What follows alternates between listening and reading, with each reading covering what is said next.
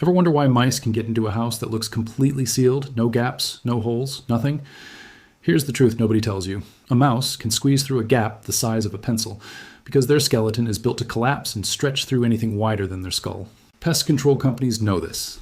They just don't want you to know how easy it is to stop them yourself, because a 15-minute fix with stuff already in your kitchen cabinet would put a serious dent in their service calls. So today, I'm going to show you 17 hacks that use nothing but household items to mouse-proof your home for good. And I promise, by the end of this video, you'll know something almost nobody else does. Stick around, because the trick at the very end, number 17, is the one exterminators genuinely don't want spreading around, because it's basically free and it works better than half of what they sell you. Let's start with number 1, steel wool in the gaps. If you've got any small opening around pipes, vents, or baseboards, stuff it tight with steel wool before sealing over it with caulk.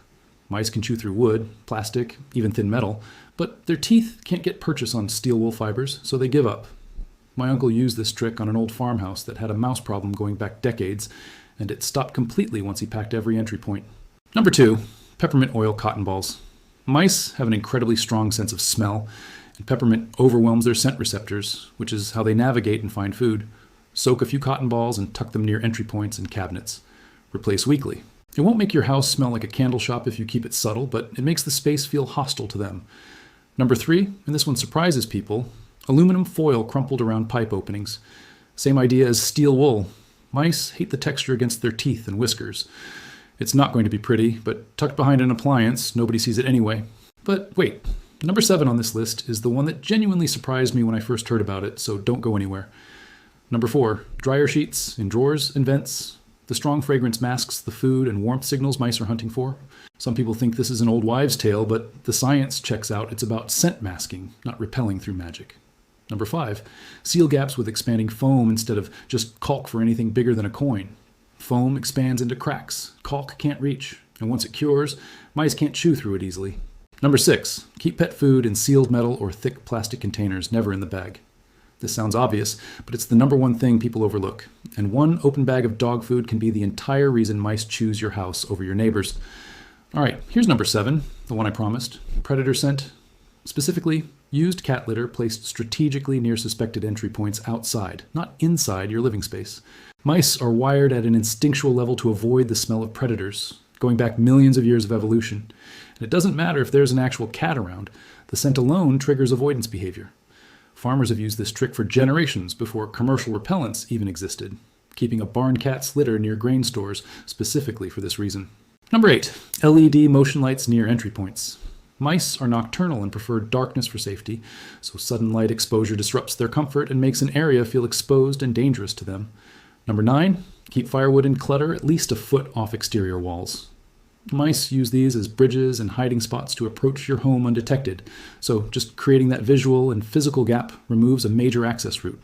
Now, if this is actually helping you look at your house differently, do me a favor and hit subscribe, because next up I'm going to show you the exact tip that professional exterminators use first when they walk into a new job, and it costs nothing. Number 10, steel wool combined with caulk in a sandwich method, packing the wool in first, then sealing over both sides with caulk so it's completely weatherproof and invisible. This is literally what professionals do. They just don't advertise it because it undercuts their service fee. Number 11, essential oil spray using clove and cinnamon mixed with water in a spray bottle applied around baseboards weekly. These scents are even more concentrated irritants to a mouse's nose than peppermint. Number 12, mothballs placed in enclosed spaces only, like inside wall voids or crawl spaces, never in open living areas, since the fumes need containment to be effective and safe. Number 13, a strip of hardware cloth, the fine wire mesh stapled behind exterior vents. This is what my grandmother used to do on our old lake house. She called it the mouse net. And it worked because mice physically cannot chew through hardware mesh the way they can chew through window screen material. Number 14, keeping garbage cans sealed and away from the house foundation, since food odor is the single biggest attractant, more than warmth or shelter. Number 15, black pepper sprinkled along baseboards and windowsills. The capsaicin irritates their nasal passages on contact, so they avoid crossing it entirely. Number 16, ultrasonic plug-in repellers, which emit a frequency uncomfortable to rodents, but inaudible to humans and most pets. These work best combined with sealing methods rather than alone, since mice can sometimes adjust to sound over time if it's the only defense being used.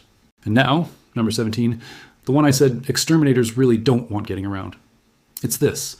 Mice map their environment using their whiskers and a memorized scent trail along walls, which is why they almost always travel along the same routes, hugging baseboards and edges rather than crossing open floor space. If you break that scent trail completely, using a simple mixture of white vinegar and water wiped along baseboards where you've seen droppings or grease marks, you erase their internal map of your house. Combined with ceiling entry points, this is often the single fastest way to make an infested area go completely quiet within days, because the mice aren't just repelled, they're disoriented and have to start their entire exploration process over from scratch, which most of them simply won't risk doing near a space that suddenly smells and feels unfamiliar. So there you have it, 17 ways to mouse-proof your home using nothing but stuff sitting in your kitchen, garage, or under your sink right now. The truth is, most of this information isn't secret because it's complicated. It's secret because a $15 bottle of vinegar and some steel wool doesn't make anyone rich the way a monthly pest control contract does.